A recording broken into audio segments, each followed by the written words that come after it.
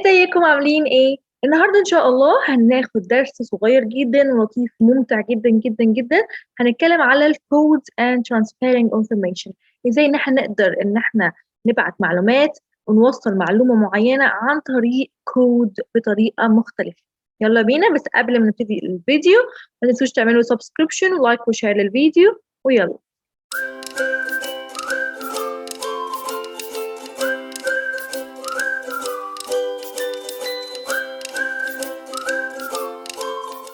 ازيكم عاملين ايه؟ فاكرين الفيديو اللي فات لما اتكلمنا ان في طرق مختلفة عشان نوصل المعلومة، وانه مش لازم المعلومة توصل بطريقة مباشرة، زي ان احنا ممكن نستخدم ضوء، ممكن نستخدم حركات بشكل مختلف توصل لنا المعلومة.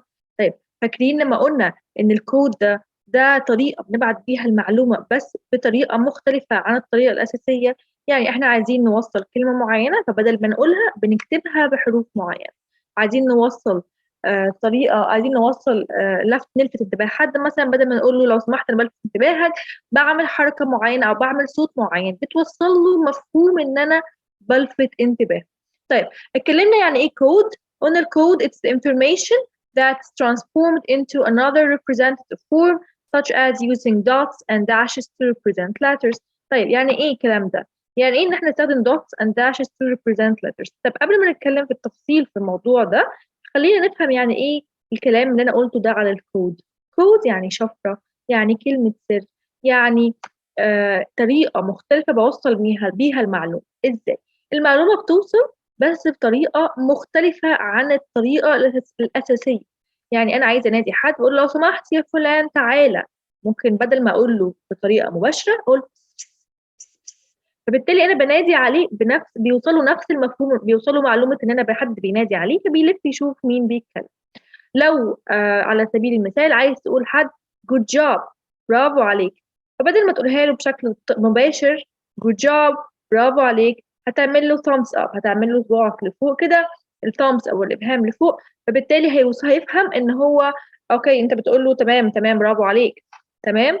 خلاص، انت ممكن لما تكون زعلان حد يقول لك مالك، بدل ما تقول له زعلان ومخنوق ومتضايق، تعمل بقك وشك كده، تقفل وشك كده وتعمل تعبيرات بوشك تبين اللي قدامك ان انت زعلان او متضايق. فدي ايه بقى؟ المعلومه بتوصل بس بشكل مختلف، بتمثيل مختلف.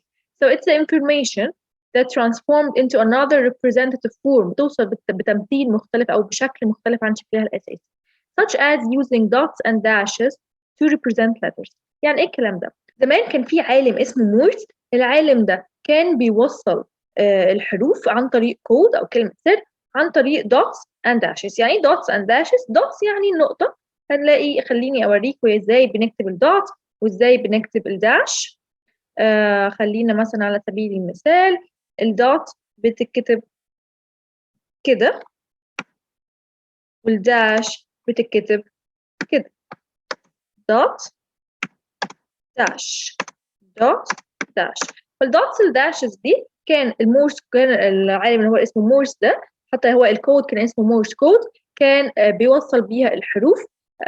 كل مجموعة أو كل ترتيب معين من الدوتس والداشز دي كان بيوصل معنى حرف، وكان بيستخدموه ده دايما في بين الحروب، جواسيس، الحاجات دي عشان المعلومة ما توصلش بشكل مباشر للناس اللي احنا أو اللي حد مش عارف الكود ده ما توصلوش المعلومة. طيب، هنشرح المورس كود بالتفصيل، بس قبل ما نشرح المورس كود خلينا نفهم الكلام الجاي ده. قبل ما نتكلم على المورس كود وعلى الدوتس والداشز، خلينا نفهم كلام اكتر عن الكود. طيب، الكود ممكن يكون عن طريق اللغه. يعني انا مثلا دلوقتي بتكلم باللغه العربيه من المصري، مش هقول اللغه العربيه، بتكلم بالمصريه. ممكن حد من لهجه عربي كمان بس لهجه مختلفه ما يفهمش الكلام المصري. ده ليه؟ لان الكلام المصري لما بطريقه معينه، باصوات معينه، بترتيب حروف معين، ترتيب كلمات معينه، بيوصل معلومه للشخص اللي عارف اللهجات. طيب، بلاش نتكلم على اللهجات. على سبيل المثال، انا شخص ما بعرفش اتكلم انجلش، مش بفهم الحروف الانجليش، مش بفهم الاصوات بتاعت الحروف الانجليش. لو حد جه يتكلم قدامي مثلا قال لي you are good، انا مش هبقى فاهمه اي حاجه خالص. تمام؟ ليه بقى؟ عشان انا ما عنديش خبره باللغه دي. فتعتبر اللغه دي كانها كود، والكود اللي بيفهم الكود ده هو الشخص اللي عارف الحروف ومتعلم الكود ده. فالlanguage they are code in form of sounds where different languages or different codes. تمام؟ فايه الكود بتاع اللانجوج او بتاع اللغه؟ هو مجموعه من الاصوات، طبعا اصوات الحروف، لما إن الشخص بيكون عارفها بيكون فاهم الكود ده. تمام. they all enable the transfer of information. الأصوات دي بتساعد أو بتساهم إن إحنا توصل للمعلومة. طيب غير اللغة، غير اللانجوج، غير السمع، writing الكتابة اللي إحنا بنقرأها. طيب دلوقتي أنا لو عايزة أوصل لحد معلومة ممكن أكتب له رسالة. أنت دلوقتي بتقرأ الكتاب بتفهم رسالة الشخص اللي كان عايز يوصل المعلومة دي أو الشخص اللي حاطط الكتاب. أنت بتقرأ قصة بتفهم المغزى أو المعنى أو الشخص ده عايز يقول إيه. لو أنت ما بتعرفش تقرأ الحروف دي أو الكلمات دي أنت مش هيوصل لك الكود ده، مش هتعرف تفك شفرته، وبالتالي مش هتوصل لك المعلومة. فthe writing is a code that uses symbols. بتاخد بعض ال symbols أو العلامات أو الأشكال اللي هي الحروف عندنا in a pattern في ترتيب معين to give a specific meaning عشان تديك معنى مختلف. For writing it's a code that uses symbols in a pattern to give a specific meaning according to the arrangement of the letters in a word. حسب ترتيب الحروف في الكلمة. تمام؟ أوكي. طب غير الwriting كمان music or sounds. Different sound tones produced from humans, musical instruments, etc. They are all used in communication. يعني بعض الموسيقى كمان بتوصل معلومة. أنت مثلا لو بتتفرج على حاجة أو حتى لو أنت مش بتتفرج ومش مركز مع التي في وسمعت موسيقى حزينة مثلا بتفهم على طول إن هو ده في موقف هيحصل. في سمعت موسيقى مثلا أكشن هتبدأ تتوتر، هيوصلك إن في تنشن بقى، في حاجة هتحصل دلوقتي. فالموسيقى أو كمان الأصوات زي ما إحنا قلنا إن أنت ممكن توصل معلومة عن طريق الصوت، عن طريق تون الصوت ولهجة الصوت. زي مثلا لو متعصب بتبدأ الصوت يزعق شوية يعلى، لو نايمان الصوت بيهدى خالص. فعايز تسكت حد بتقول له بش، عايز تنادي على حد بتقول له بس. فالأصوات والميوزك كمان بتوصل معلومة، وكل دي طرق أو تعتبر من الكودز اللي بتوصل معلومات. طيب ايه بقى اللي بيحصل لما بيكون في كود او بيكون في لغه معينه او صوت او ميوزك؟ بيحصل ايه؟ when the sense organ receive this information and send the message to the brain. لما انت ودنك مثلا على سبيل المثال سمعت الصوت ده، او عينك على سبيل المثال لقطت الكلام او الحروف او الكلمات اللي مكتوبه في الكراسه او في الكتاب، بيحصل ايه؟ بيوصلوا المسج دي للبرين، وبعد كده the brain decodes and interprets the meaning.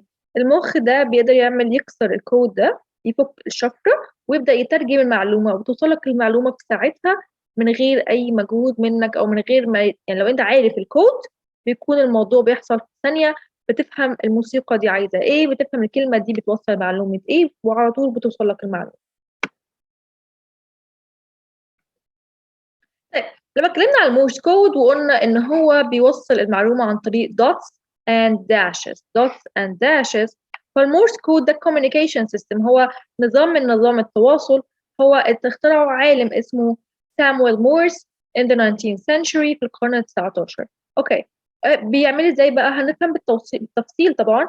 هو simple code consists of short beeps known as dots and long beeps known as dashes. وصل المعلومة عن طريق هو simple code بطريقة بسيطة جدا. أصوات، الصوت لو short بيكون بيمثل dot أو بيمثل نقطة، وصوت لو طويل long beep بيمثل داش أو شرطة. هنفهم أكتر في الفيديو اللي جاي. خلينا نسمع ونفهم المورس كود بيوصل المعلومة ازاي. تمام. فصوت الدوتس وصوت الداشز هيكون زي ما احنا هنسمعه دلوقتي في الفيديو. The black dots sound like this. ده بيكون صوت الدوت. And the black lines sound like this. وده بيكون صوت The letter E, which is common, is just one dot. But the letter X, which is used less frequently, is longer. Dot, dash, dash, dot. ده كان المورس كود، وده كان طريقة توصيل المعلومة. لما كان الصوت بيتبعت في التليجراف عن طريق البيب، لونج بيب وشورت بيب، كان الناس بتكتب الصوت، بتكتب ترجمة الصوت وراه. يعني لو جه شورت بيب بعد كده جه لونج بيب كانوا بيعتبروا دوت letter A، بيكتبوا letter A. يعني تن تن ده كده معناته ان انا وصل لهم letter A. لو الصوت اللي سمعوه تن هيعرفوا ان ده الشورت بيب اللي هو letter E. يعني مثلا انا عايزه اكتب كلمة bad هاخد كلمة letter B letter A letter D. هبدأ مثلا letter B هيبقى long beep بعدين short beep. تت تت تت تت.